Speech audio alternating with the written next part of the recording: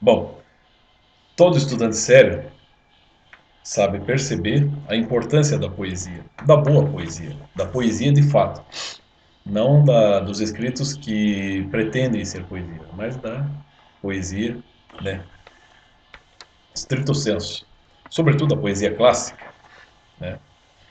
Quando eu digo clássico, nós estamos reportando a 500 anos atrás, né? Apenas, né? Então, toda a poesia ela tem uma função também para a imaginação, para a inteligência, né? Para o enriquecimento da nossa linguagem, nosso modo de dizer as coisas. E, como o professor Olavo muito bem explica, estando a poesia no universo da literatura, ela também expressa as possibilidades de vida humana, as possibilidades de dramas humanos. Ou seja, ela esclarece para nós todas as nossas tendências de sofrimento, de alegria, de questionamentos, de percepção das coisas, né?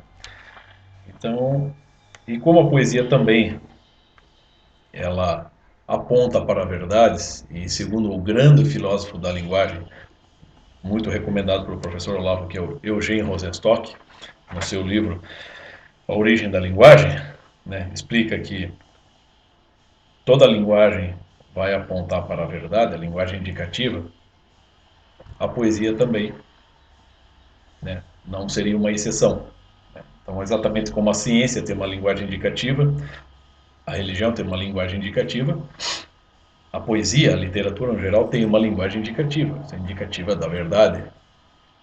Então, aqui, a relação que se pode estabelecer entre poesia e ciência é mais ou menos a seguinte. Eu vou começar aqui pela leitura de um soneto de Antero de Quental, que está nessa antologia que recentemente foi indicada pelo senhor Rodrigo Gurgel, que é a Antologia Escolar Portuguesa.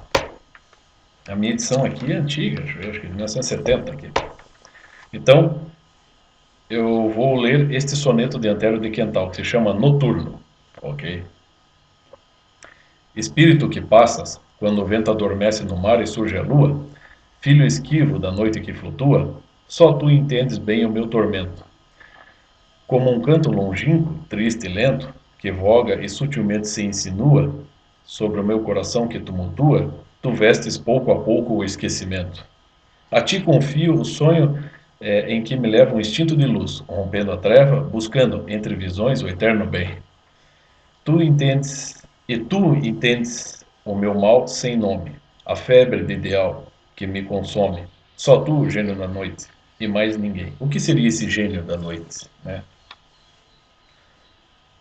Ó, espírito que passas, quando o vento adormece, no mar e surge a lua. Filho esquivo da noite que flutua. Ele está falando de algo, não de algo temporal, em primeiro lugar, né? Ele está falando de uma espécie, a partir de elementos da natureza, ele está falando de algo, de um fator que, assim como os ciclos da natureza, também surge em determinado momento e tem uma função precisa. Neste caso, uma função precisa na vida dos seres humanos, ou seja, espírito que passas, né? Então ele é um papel preponderante na vida dos seres humanos e, portanto, ele é algo que participa da eternidade, né?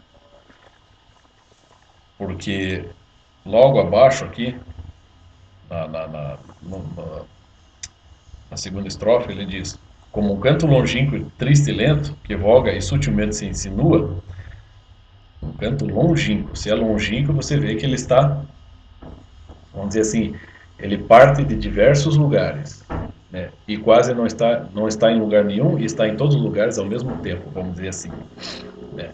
E longínquo por quê? Porque ele se refere a algo fora e dentro, porque se ele simboliza isso com os elementos da natureza, que a natureza abrange uma imensidão de coisas, não só no nosso planeta, mas no universo, também ele indica algo longínquo dentro de nós, né? Um canto longínquo, triste e lento.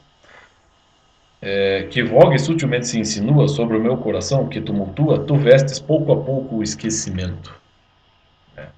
Ou seja, ele dá a impressão também, segundo a minha interpretação, de, de que a nossa presença aqui, exatamente como está no primeiro capítulo de Eclesiastes, na Bíblia, tudo passa e tudo, né, uma geração se sucede a outra, e o que acontece hoje, né, amanhã já é história, e amanhã já passa, e as gerações que se sucedem já esqueceram o que se deu antes. Ou seja, nós estamos inseridos num local, num momento, num, e, num local e num momento precisos, né, dentro de toda esse ciclo eterno da existência. Mas a nossa existência, ela é passageira, né? A nossa existência física e temporal, ela é passageira, né? Nós participamos da eternidade no sentido do esquecimento, né? O tempo, né, e o espaço apagam, vão apagando lentamente a nossa existência física, material, né? E nós vamos caindo no esquecimento. Mas é nesse esquecimento que participamos da eternidade. É mais ou menos assim, segundo a minha interpretação, né? E justamente por estar angustiado, né, quem declama, né, o soneto está angustiado e não sabe o porquê disso, né? O que fazer diante disso tudo. Então ele diz: a ti confio o sonho que me leva a um instinto de luz, rompendo a treva. A treva que ele está dizendo não é o noturno, a noite, né? Embora ele simbolize, embora ele se refira a um momento, né, que é o momento, é o período noturno aí. Ele se passa no período noturno, mas essa treva, ela é interior, ou seja, é aquela obscuridade, né, da não compreensão da sua situação. Então, a ti confio o sonho que me leva a um instinto de luz, rompendo a treva, buscando entre visões o eterno bem. Entre visões, né, ou seja, entre possibilidades, né, já que tudo parece não se consubstanciar de forma definitiva, perfeita, né? E qual seria um equivalente disso na ciência? Eu vou pegar aqui os pensamentos de Blaise Pascal. Aqui na sentença 205. Quando penso na pequena duração de minha vida, absorvida na eternidade anterior e na eternidade posterior, no pequeno espaço que ocupo, e mesmo que vejo, fundido na imensidade dos espaços que ignoro e que me ignoram, aterro-me e assombro-me de ver-me aqui e não alhures. Agora, e não em outro momento qualquer, quem me colocou nestas condições? Por ordem e obra de quem me foram designados este lugar e este momento? Veja essa pergunta final. Quem me colocou nestas condições? Por ordem e obra de quem me foram designados este lugar e este momento? Me parece que o soneto de Antero de Quental, de algum modo, segundo a minha provisória interpretação, responde a isso, né? A ti confio um sonho que me leva a um instinto de luz, rompendo a treva, buscando entre visões o eterno bem, entre visões, entre as possibilidades, né? Ou seja, fazendo um comparativo de novo tosco aqui, no pequeno espaço que ocupo, e mesmo que vejo, fundido na imensidade dos espaços que ignoro e que me ignoram, aterro-me e assombro-me de ver-me aqui e não alhures, pois não há razão alguma para que esteja aqui e não alhures, agora e não em outro momento qualquer. Né? A ti confio o sonho em que me leva o instinto de luz, rompendo a treva, buscando entre visões o eterno bem, ou seja, entre as possibilidades, o eterno bem.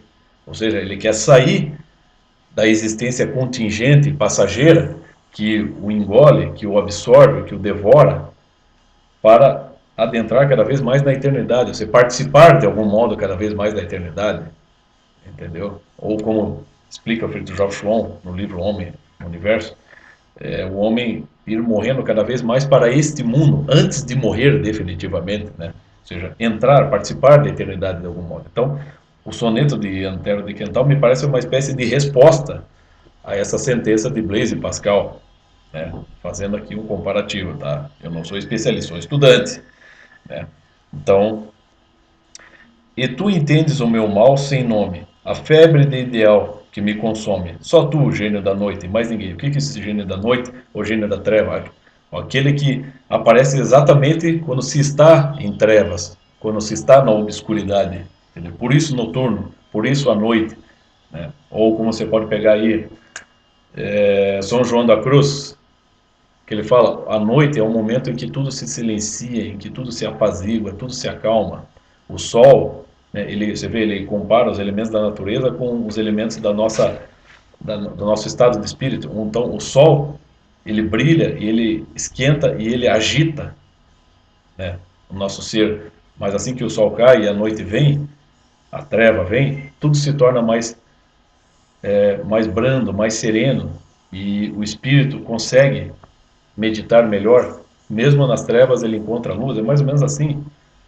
Então, você vê, olha a importância, né, dessa questão do noturno, da treva, da noite, né, para exatamente a iluminação do espírito, é exatamente o contrário, né? Você vê como diria um René Guénon, os contrários se complementam, né? Ou no yin e yang, né?